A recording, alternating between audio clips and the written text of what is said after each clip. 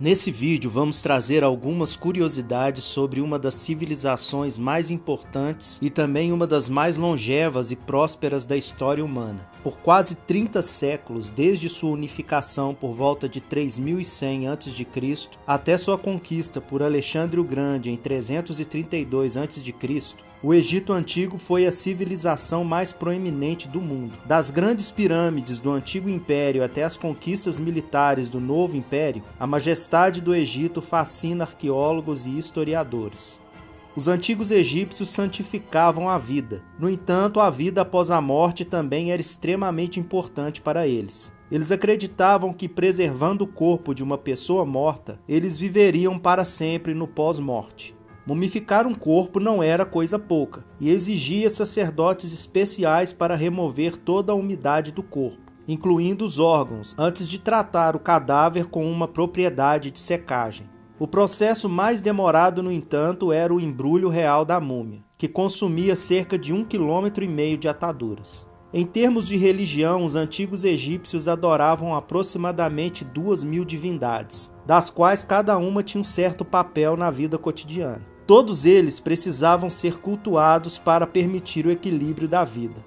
Além disso, os antigos egípcios amavam seus animais de estimação, muitas das vezes santificando-os. Eles eram tão apaixonados por gatos que acreditavam que eles trariam boa sorte a qualquer família. Acredita-se que a maioria das casas egípcias antigas tinham pelo menos um gato de estimação. Muitos desses animais foram encontrados mumificados juntos aos seus donos. Tanto homens quanto mulheres do Antigo Egito usavam maquiagem. A pintura dos olhos era geralmente preta e feita de chumbo, ou verde quando era feita de cobre. Além de oferecer proteção contra o sol, os egípcios acreditavam que a maquiagem também tinha poderes mágicos de cura. Eles também eram amantes de jogos que os desafiava a pensar. Eles adoravam seus jogos de tabuleiro, especialmente o jogo Senet, que foi jogado por quase 2.000 anos, e envolvia jogar varetas, semelhante à maneira como jogamos dados hoje. Em questões de leis e direitos, a sociedade egípcia era altamente avançada em termos de igualdade. As mulheres do Antigo Egito eram tratadas muito melhor do que mulheres de sociedades contemporâneas. Embora a maioria dos governantes e membros proeminentes da sociedade fossem homens, as mulheres egípcias podiam possuir propriedades e eram legalmente iguais aos homens na corte, e podiam se divorciar caso não estivessem felizes em seus casamentos, tendo inclusive o direito de receber seu dote integralmente nesse caso. Os egípcios também sabiam desfrutar de seus momentos de folga e lazer. Eles consumiam cerveja regularmente, tanto nos lares das famílias ricas como as pobres. De fato, homens, mulheres e crianças faziam uso da bebida regularmente, pois era considerado uma ótima fonte de nutrição.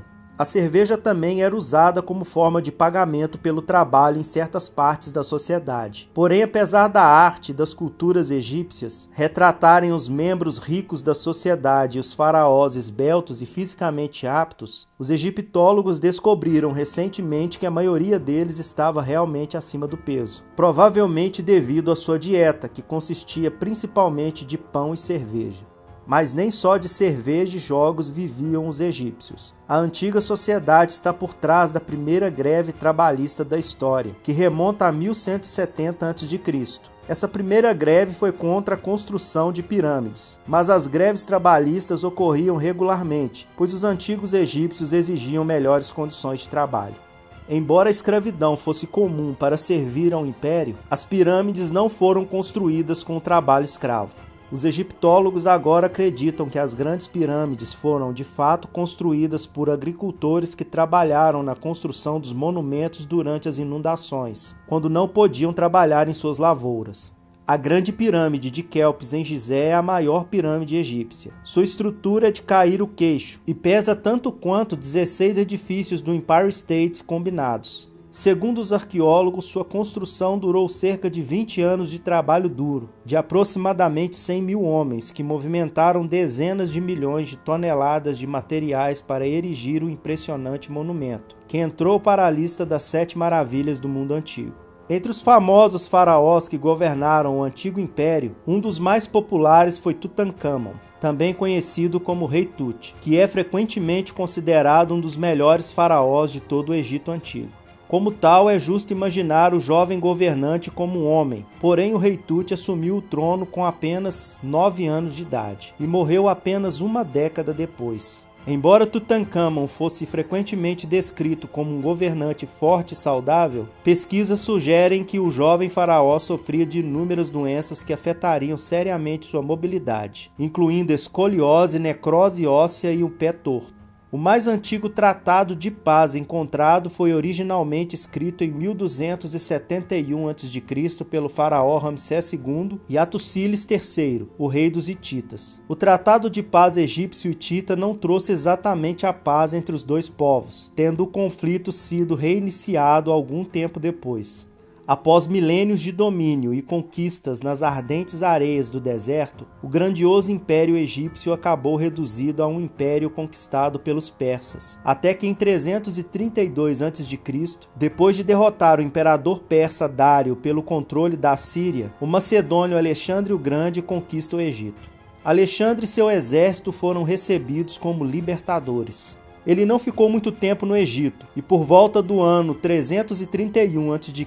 ele estava a caminho do oeste, para completar sua conquista do grandioso Império Persa. Mas o impacto de sua conquista no Egito foi significativo. Alexandre respeitava a cultura e a religião egípcias, mas teve de instalar um governo grego para controlar sua administração. Alexandre também fundaria uma nova capital grega, Alexandria, localizada no Mediterrâneo, na foz do rio Nilo. Após a morte do conquistador macedônio no ano 324 a.C., o Egito passa a ser governado por Ptolomeu I, um de seus generais, e nasce a partir disso a dinastia Ptolomaica, que acabaria no governo da famosa Cleópatra, que não era egípcia, e sim descendente direta de Ptolomeu I.